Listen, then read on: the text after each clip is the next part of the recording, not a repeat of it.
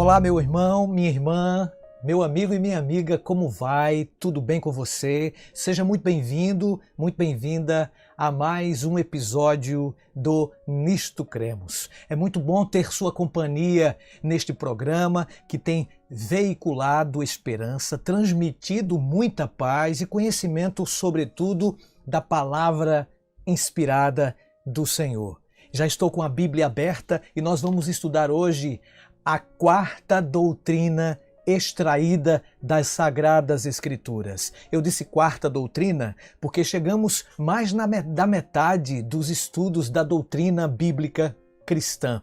Nós já estudamos sobre a doutrina de Deus, a doutrina da humanidade, a doutrina da salvação e hoje nós vamos estudar a primeira parte de 7 crenças que vamos estudar sobre a quarta doutrina, que é a doutrina da igreja. Eu falei a quarta doutrina, nós vamos estudar a partir de hoje 7 crenças, decore só aí, 7 crenças somente da doutrina da igreja. É isso mesmo. Hoje vamos falar da 12ª crença das 28 que nós acreditamos serem doutrinas e crenças extraídas da palavra de Deus. Tá dando para entender? Já falamos de 3 doutrinas. Na realidade, nós temos estudado ao longo do Nisto Cremos crenças maravilhosas. Então, nós temos 6 doutrinas distribuídas em 28 crenças. É mais ou menos por aí, tá? E hoje nós vamos falar de mais um episódio das crenças que temos estudado até agora, tá bom? Mas antes, eu gostaria de dizer para vocês que nós estamos veiculando essas crenças, transmitindo essas doutrinas extraídas das Sagradas Escrituras pelo Adventistas Rio e também pelo meu canal PR.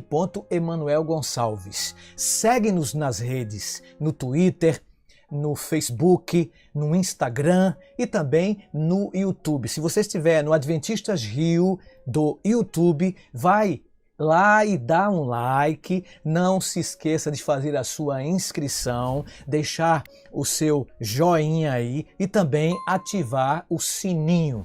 Ok? Deus te abençoe para a doutrina desta noite, para a crença de mais uma que iremos estudar nesta noite. Que Deus abençoe você. Antes disso, vamos pedir a orientação divina, a sua iluminação, para que possamos entender a sua inspirada palavra. Se você puder, feche seus olhos e ore comigo. Pai Celestial, muito obrigado, Senhor, porque estamos estudando até então as tuas sagradas escrituras. E hoje vamos falar da doutrina maravilhosa da igreja. A 12ª crença de 4 doutrinas que já estamos estudando. Dá-nos a tua bênção, fica com cada um de nós, com cada um dos internautas, que o Senhor nos ilumine para que possamos compreender a tua inspiração, pois te oramos agradecidos em nome de Jesus. Amém. Muito bem, meu irmão, minha amiga, vamos falar hoje sobre a 12ª crença, a quarta doutrina, tá? A 12ª crença de 28 crenças, a quarta doutrina de 6, que hoje vamos falar sobre a doutrina da igreja. A igreja é a comunidade de crentes que confessam a Jesus Cristo como Senhor e Salvador amigo. Em continuidade do povo de Deus nos tempos do Antigo Testamento, somos chamados para fora do mundo e nos unimos para prestar culto, para comunhão, para instrução na palavra, para a celebração da Santa Ceia do Senhor, para o serviço a toda a humanidade e para a proclamação mundial do Evangelho do Reino. A igreja recebe sua autoridade de Jesus Cristo, o qual é a palavra encarnada, revelada nas Escrituras.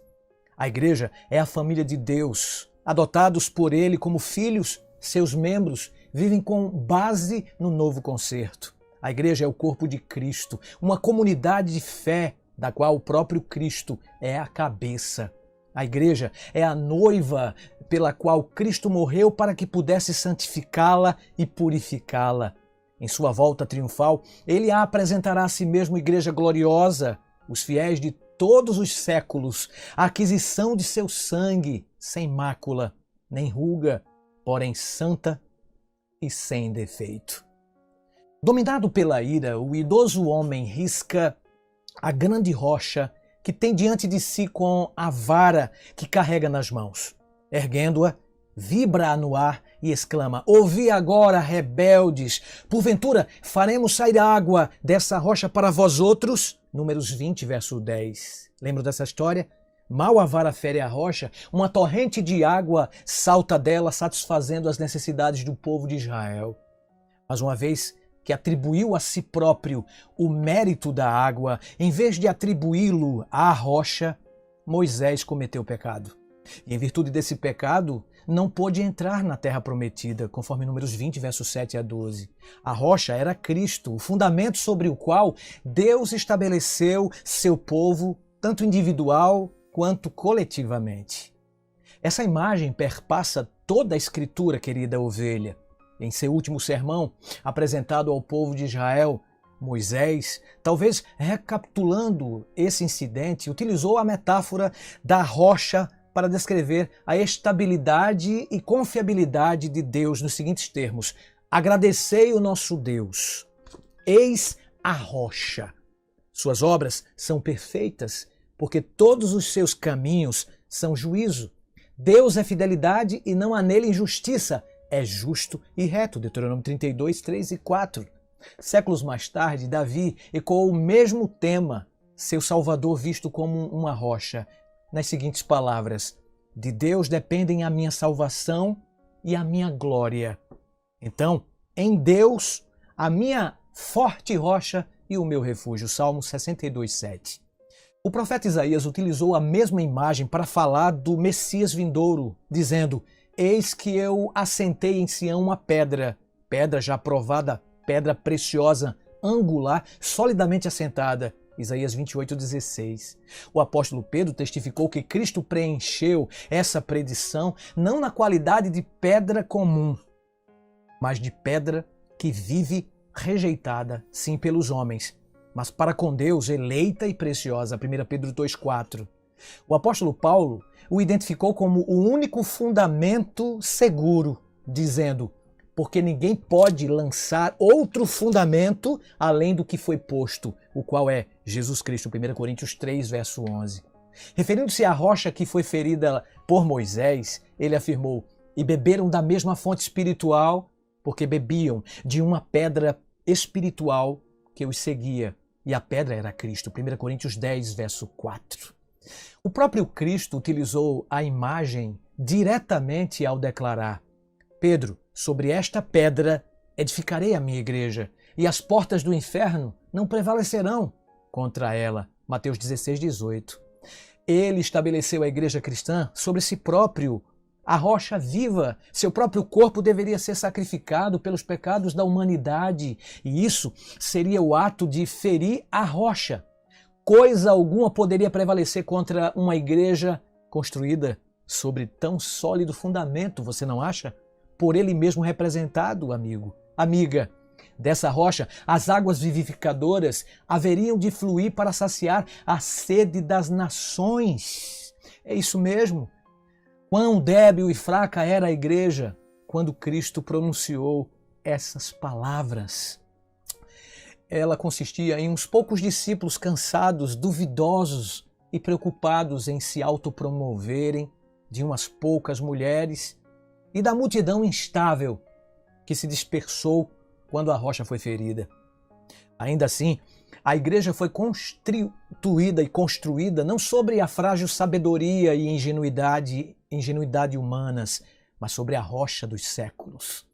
O tempo demonstraria que coisa alguma seria capaz, querida ovelha, de destruir sua igreja e mesmo detê-la em sua missão de glorificar a Deus e conduzir homens e mulheres ao Salvador. O significado bíblico de igreja é interessante notar, querido, nas Escrituras. Essa palavra é uma tradução do grego eklesia, que significa chamado para fora. Essa expressão era comumente usada em relação a qualquer assembleia que se reunisse através da prática de convidar as pessoas para o encontro. A Septuaginta, uma versão grega do Antigo Testamento hebraico, por exemplo, é bom lembrar isso, era muito popular nos dias de Jesus. E a Septuaginta utilizou o termo eclesia para traduzir o hebraico kahal, que significa reunião, assembleia ou congregação. Isso mesmo, reunião, assembleia ou congregação. E essa utilização foi ampliada no Novo Testamento também. Observe como este uso o termo igreja, ou seja, como crentes reunidos para adoração em um lugar específico, de acordo com 1 Coríntios 11, verso 18. Ou crentes que viviam em certa localidade, Coríntios 1, 16, 6. Ou um grupo de crentes reunidos num lar de um indivíduo, 1 Coríntios 16, 19. Né?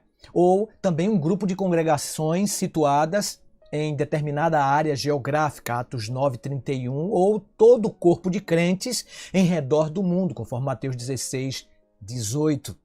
Também toda a criação fiel, tanto nos céus quanto na terra, Efésios 1, versos 20 a 21. A natureza dessa igreja, que a Bíblia retrata a igreja como uma instituição divina, chamando-a de a igreja de Deus, Atos 20 e 28. Jesus investiu a igreja com divina autoridade, Mateus 18, 17.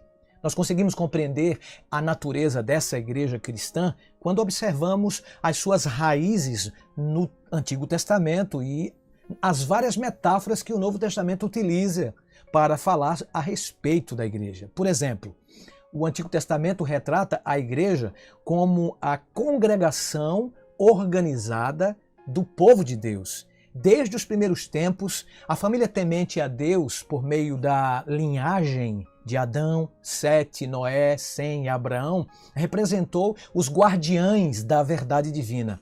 Essas famílias, nas quais o pai funcionava como sacerdote, podem ser consideradas como a igreja em miniatura. A Abraão, Deus concedeu as ricas promessas por meio das quais essa família de Deus se converteu gradualmente em nação. A missão de Israel seria simplesmente uma extensão daquela que a Abraão fora atribuída, ser uma bênção para todas as nações da terra. Gênesis 2, 12, versos 1 a 13. Demonstrando então Deus perante o mundo, a nação que Deus tirou do Egito foi chamada de congregação ou igreja no deserto. Seus membros foram considerados um reino de sacerdotes e nação santa, conforme Êxodo 19, 6, o povo santo de Deus, né? A sua igreja. Deus os estabeleceu na Palestina, o centro das principais civilizações do mundo. E nós encontramos ela em 3 grandes continentes, o asiático, o europeu e o africano. E essas, no centro da Palestina, ali os judeus deveriam ser servos de outras nações, estendendo-lhes o convite para que a eles se unissem como povo de Deus. Em resumo, Deus os chamara para fora a fim de que as demais nações pudessem ser chamadas para dentro. Isaías 56, 7. Era desejo dele, por meio de Israel, criar a mais ampla igreja da terra. Uma igreja onde os representantes de todas as nações do planeta viriam para adorar, aprender a respeito do Deus verdadeiro e retornar às suas nações e a seu próprio povo com a mensagem da salvação. A despeito do contínuo envolvimento de Deus com o seu povo, Israel se envolveu com a idolatria, isolacionismo, nacionalismo, orgulho e egoísmo. O povo de Deus fracassou no desempenho de sua missão. Com a vinda de Jesus, Israel foi colocado sobre uma linha divisória. O povo de Deus esperava um Messias que viria para libertar a nação, vocês conhecem a história, mas não um Messias que os libertasse de si mesmos. Na cruz, a bancarrota do Israel espiritual se tornou evidente. Ao crucificarem Jesus, demonstraram externamente a decadência que graçava no íntimo. Quando clamaram, não temos rei senão César, João 19,15, recusaram-se a permitir que Deus governasse sobre eles. Ou seja, apostasia é vai sem ter ido, compreende? O povo se afasta de Deus sem sair do lugar. Apostasia, amigo, não é abandonar as coisas de Deus, mas customizar as coisas de Deus ou fazer as coisas de Deus do seu próprio jeito. Entendeu? Na cruz, duas missões opostas atingiram o clímax. A primeira dizia respeito a uma igreja equivocada, tão centralizada em si mesma que não conseguiu ver o próprio ser que a trouxera à existência. A segunda foi a missão de Cristo, tão centralizado no amor às pessoas que se ofereceu para morrer no lugar delas, a fim de poder lhes conceder existência eterna. Ó querido, ó querida, ao passo que a cruz significou o fim da missão de Israel, a ressurreição de Cristo inaugurou a igreja cristã e sua missão, a proclamação do evangelho de salvação através do sangue de Cristo Jesus. Quando os judeus perderam sua missão, tornaram-se como qualquer outra nação. É isso mesmo. E deixaram de ser a igreja de Deus. Em seu lugar, Deus estabeleceu uma nova nação, a igreja, a qual deveria levar avante sua missão em favor do planeta. A igreja do Novo Testamento, intimamente relacionada com a comunidade de fé do antigo Israel, foi edificada tanto com judeus convertidos, isso é importante, quanto com gentios que creram em Jesus Cristo, ou seja, judaísmo e paganismo juntos. Assim, o verdadeiro Israel é composto de todos aqueles que pela fé aceitam a Cristo. Paulo ilustra o novo relacionamento orgânico dessas diversas pessoas pela imagem de duas árvores, a oliveira natural e a oliveira silvestre, Israel e os gentios, respectivamente. Os judeus que não aceitaram a Cristo não mais seriam filhos de Deus e eram representados pelos ramos quebrados da boa oliveira, ao passo que os judeus que aceitam a Cristo, Jesus, permaneceram ligados a esta árvore. Paulo retrata os gentios que aceitaram a Cristo como ramos da oliveira silvestre, que foram enxertados na boa oliveira. Ele orienta estes novos cristãos gentios a que respeitem a herança espiritual dos instrumentos escolhidos por Deus. Se for santa a raiz, também os ramos os serão. Se, porém, alguns ramos dos ramos forem quebrados, e tu, sendo oliveira brava, foste enxertado em meio deles, e te tornaste participante da raiz da seiva da oliveira, não te glories contra os ramos. Porém, se te gloriares, sabe que não és tu que sustentas a raiz, mas a raiz, Romanos 11, 16 a 18. A igreja do Novo Testamento difere significativamente do seu congênere do Antigo Testamento. A Igreja Apostólica se tornou uma organização independente, separada da nação israelita, querido ouvinte. Fronteiras nacionais foram removidas, concedendo à Igreja um caráter universal. Em lugar da Igreja Nacional, então ela tornou-se uma igreja missionária, cuja existência tinha em vista cumprir o propósito original da divindade e que foi reafirmado por divino mandato de seu fundador, Jesus Cristo. Ele disse, fazei discípulos de todas as nações, Mateus 28, 19. Essas descrições metafóricas da igreja testemunham para nós uma luz maravilhosa. Por exemplo, a igreja como um corpo. Essa metáfora do corpo salienta a unidade da igreja e o posicionamento funcional de cada membro em relação ao todo amigo. A cruz reconciliou todos os crentes em um só corpo com Deus, diz Efésios 2, verso 16. A igreja também ela é comparada a um templo, um edifício de Deus, o templo de Deus, no qual habita o Espírito Santo. Jesus Cristo é o seu fundamento e a pedra angular, 1 Coríntios 3, 9 a 16. Esse templo não é uma estrutura morta, antes apresenta crescimento dinâmico. Assim, como Cristo é a pedra viva, no dizer do apóstolo Pedro, assim os crentes são pedras vivas que constituem a casa espiritual, 1 Pedro 2, 4 a 6.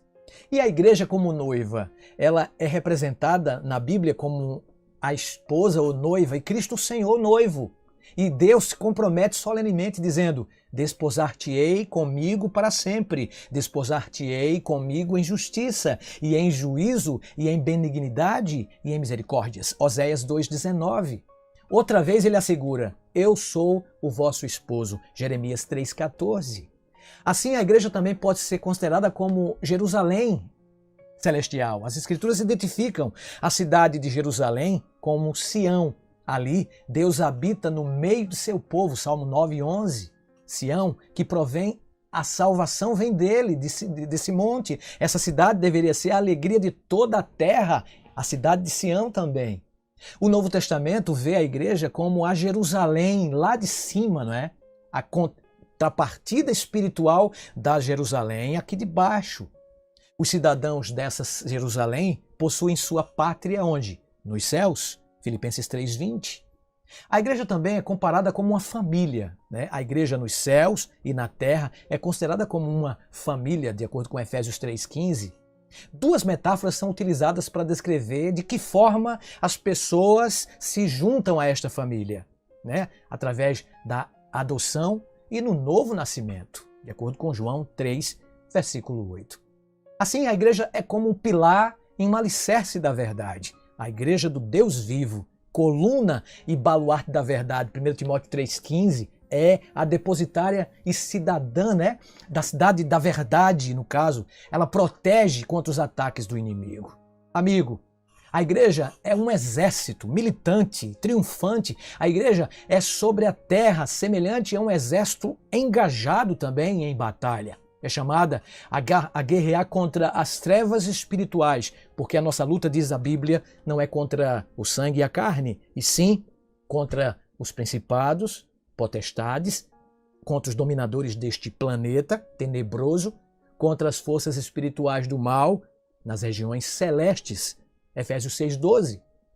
Os cristãos devem tomar toda a armadura de Deus, a fim de que possam resistir no dia mau e depois de ter vencido tudo, permanecer inabaláveis. Efésios 6:13. E o que dizer da igreja visível e igreja invisível? Você já ouviu falar, meu querido ouvinte do Adventistas Rio ou do meu canal PR. Emanuel Gonçalves? Você já ouviu falar, querido ouvinte, querida ouvinte, que está me assistindo, que está me ouvindo nesse momento, da igreja visível e a igreja invisível de Deus? Muito bem.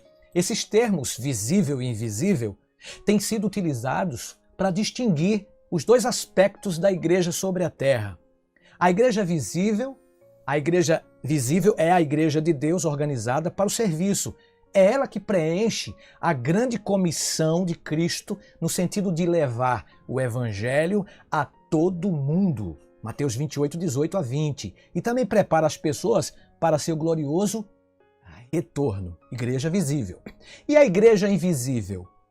A igreja invisível, também conhecida como igreja global, universal, é composta dos filhos de Deus em todo o planeta.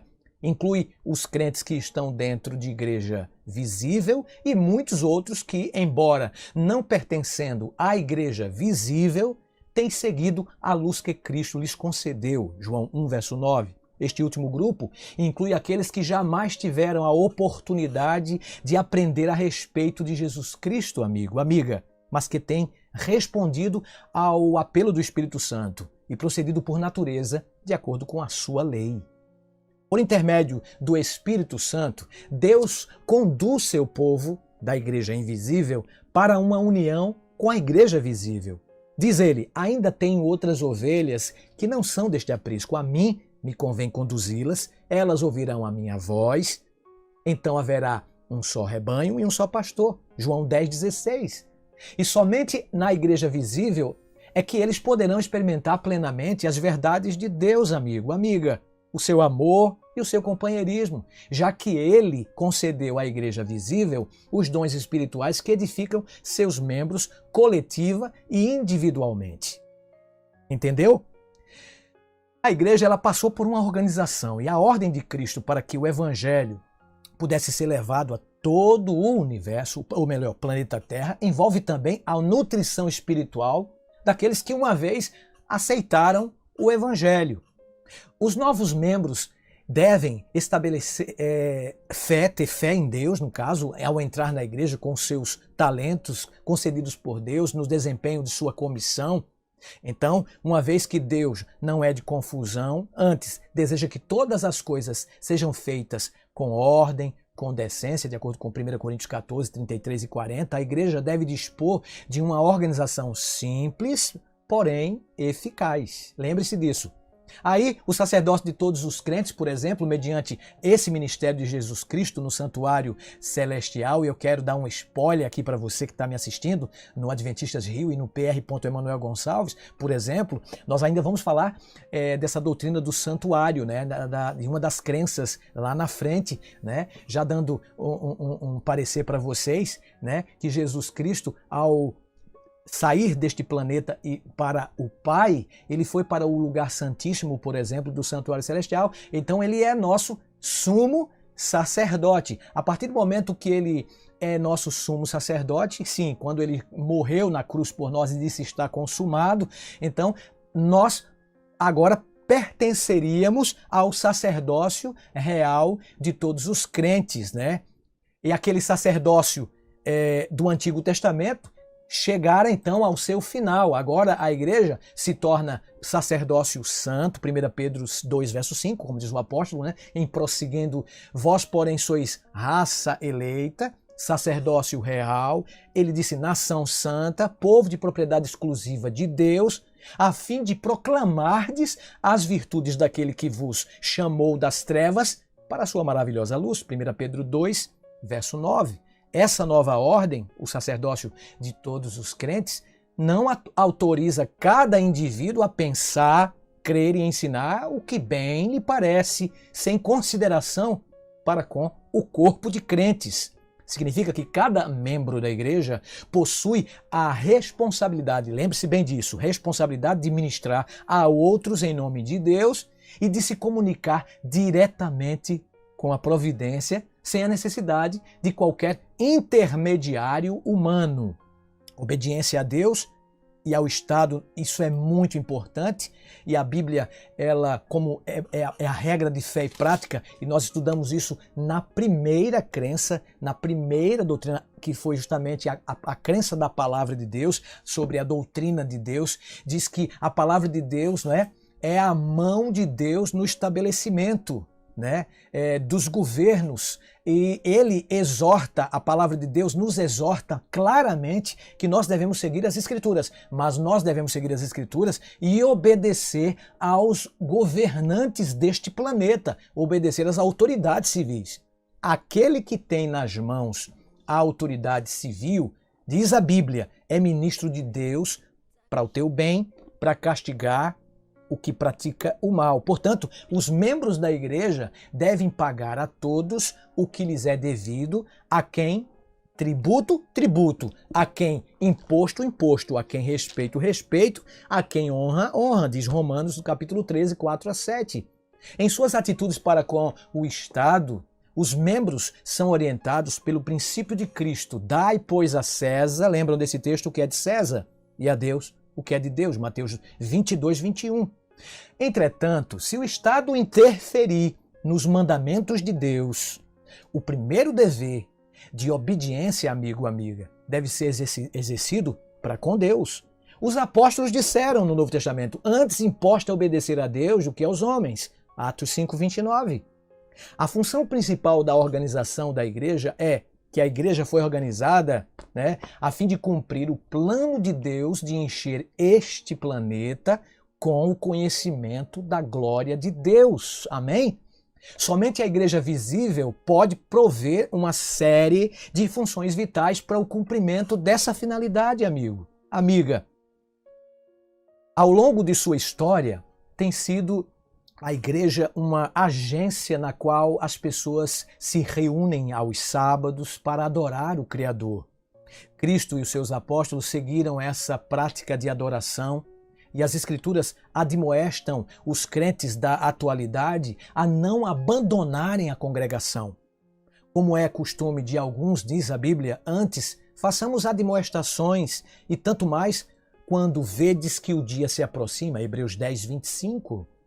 A adoração congregacional traz ao adorador refrigério, encorajamento e alegria, amigo. Companheirismo, não é? Por intermédio da igreja, as mais profundas necessidades de companheirismo, de comunicação, de relacionamento, não é? São satisfeitas. Cooperação no evangelho, isso transcende todas as demais relações, pois provê relacionamento íntimo com Deus e também com os outros da mesma fé. Vivemos em uma situação de crise, né, mundial, isolamento social, pandemia, mas isso, aos poucos, as igrejas estão abrindo e a gente tem que entender que a igreja ela tem um ponto fundamental de serviço muito essencial para a humanidade, não é? A igreja diz, e a instrução, por exemplo, nas Escrituras, Cristo entregou a essa igreja as chaves do reino dos céus, Mateus 16, 19. E essas chaves são as palavras de Cristo. Todas as palavras da Bíblia, mais especificamente, inclui a chave da ciência de como entrar no reino do céu. As palavras de Jesus são espírito e vida a todos os que as recebem. São as palavras de Cristo, amigo, amiga, que trazem a vida eterna. Isso mesmo.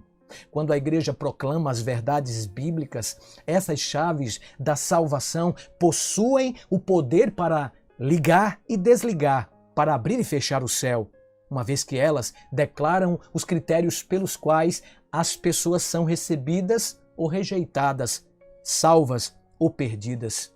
Portanto, a proclamação do Evangelho por parte da igreja libera aroma de vida para a vida ou cheiro de morte para a morte. 2 Coríntios 2, 16. E eu quero dizer que a igreja ela é organizada para a missão de serviço, a fim de cumprir o papel em relação ao qual Israel fracassou, amigo, amiga. E conforme observamos na vida do Mestre, o maior serviço que a igreja provê ao planeta, a este mundo, é o pleno comprometimento com a ordem de levar o Evangelho a todas as nações, Mateus 24, 14, sob o poder de quem? Do batismo do Espírito Santo. E essa missão inclui a proclamação da mensagem de preparação para o retorno de Cristo, que é dirigida tanto à própria igreja, vale lembrar isso, como também quanto ao restante da humanidade. Estou indo para a parte final desta crença. A graça, glória e poder de Deus são revelados de modo particular quando pecadores são restaurados à comunhão da igreja. É isso mesmo. Deus almeja libertar os cativos do pecado, transferindo-os do reino das trevas para o reino da luz. A igreja de Deus aqui na terra, o teatro do universo, expõe o poder do sacrifício expiatório de Cristo exercido na vida de homens e mulheres. Nos nossos dias atuais, Cristo, por meio de sua igreja, convida a todos para que se tornem parte de sua família. Eis que estou à porta e bato. Ele diz em Apocalipse, se alguém ouvir a sua voz e abrir a porta, entrarei em sua casa e cearei com ele e ele comigo. Amém? Deus é muito bom, muito maravilhoso. Ele que instituiu, como eu disse, e recito de cor agora para vocês, por exemplo, a sua igreja sobre a rocha. Lembram quando ele falou para Pedro? A palavra Pedro, na verdade, a palavra Pedro, Petros, quer dizer no grego fragmento de pedra. Então, Jesus ele usa duas palavras aqui no grego original. Ele usa a palavra Petros e quando se refere à pedra que deveria ser a base da igreja, ele não usa Petros, ele não usa fragmento de pedra, ele usa a palavra Petra em Mateus. A Petra é a rocha sobre a qual a igreja deveria ser o fundamento, solidificada, estabelecida. Então, em outras palavras, Cristo estabeleceu a sua igreja, né? Desde os tempos do Velho Testamento, ou seja, a igreja do Velho Testamento foi o povo de Israel, a nação de Israel, a igreja verdadeira do Antigo Testamento. Já no Novo Testamento, eclésia sai de fora, né? Um chamado de Deus, porque é interessante a gente notar que igreja aqui está no coletivo, não está no individual. A própria palavra, etimologicamente falando, significa um povo que foi chamado para fora, para trazer os que estão de lá de fora para dentro, entendeu? Então Jesus estabeleceu a sua igreja sobre ele mesmo, sobre a Petra, sobre a rocha, sobre a pedra angular, a pedra de esquina. Esse Jesus é o nosso Deus maravilhoso. Então, no próximo episódio, falaremos um pouco na 13ª crença, ainda dentro da doutrina de número 4, da doutrina da igreja. Falaremos um pouco mais aprofundadamente sobre esta igreja que passou a ser um restante da semente e a sua missão. Você não perde por esperar. Mas eu termino dizendo que a igreja de Deus passou por momentos difíceis na vida, mas Cristo sempre foi o originador dessa igreja, tanto nos tempos de Adão e Eva, tanto nos tempos do velho Israel, com Moisés, peregrinando pelo deserto, tanto nos tempos dos discípulos. Passou por momentos difíceis, quase era erradicada da face da terra, mas Deus não permitiu, porque a Bíblia diz que as portas do inferno não prevalecerão contra essa igreja. Sabe por quê? Porque esta igreja não foi estabelecida sobre um ser humano falho. Esta igreja foi estabelecida sobre Deus, Jesus Cristo. Ele veio à terra para vencer, e ele venceu o mal, ele venceu o pecado. Por isso nós o chamamos de o campeão. É isso mesmo, ele é o campeão. E a igreja foi estabelecida sobre um vencedor. Quer ser um vitorioso? Quer pertencer a esta igreja vitoriosa? Por enquanto, triunfante, ou melhor, militante, mas ela será triunfante com a segunda vinda de Cristo. Você quer, juntamente comigo, se entregar a este Deus, a este Jesus, a rocha eterna, o campeão do amor? Enquanto você ouve essa linda canção, se entregue, porque você será, assim como eu, nós seremos mais que vencedores, porque Jesus é o campeão do amor. Ouça.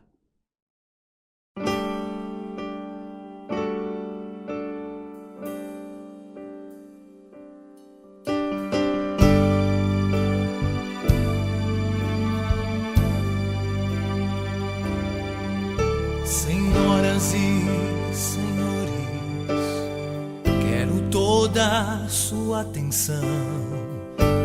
Lhes apresento um vencedor. Ele é esta esquina, a verdade e vida. De roupas brancas ele está. É alto como os céus e brilha mais que o sol. Sua graça é sem limites, sua vida eternal. É mais alto que o alto e maior que o sol. Sua glória nada pode arrebatar. É poderoso nas batalhas, nos libertará.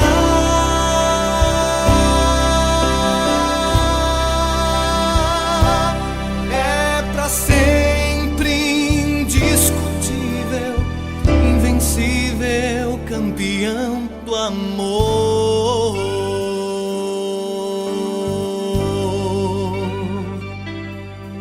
Grato sou pela vitória em ter vindo a esta terra. Ergueu seu braço vencedor por me impor ti, oh furiosa, a multidão crucificando a ele, e o mundo viu o campeão cair.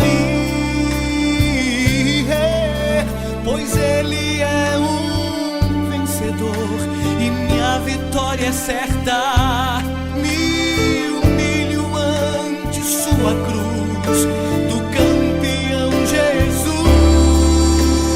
É mais alto que o alto e maior que o sol. Sua glória nada pode arrebatar. É poderoso nas batalhas, nos libertará.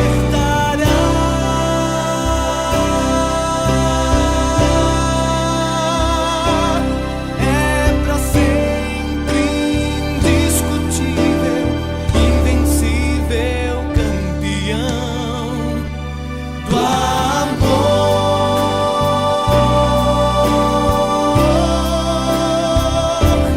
Do